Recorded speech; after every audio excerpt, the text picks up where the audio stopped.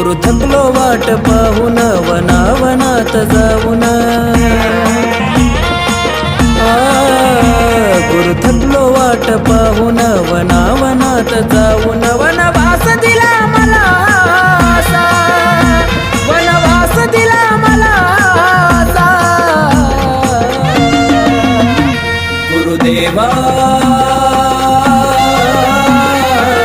तुम्हा बिना राहू कसा।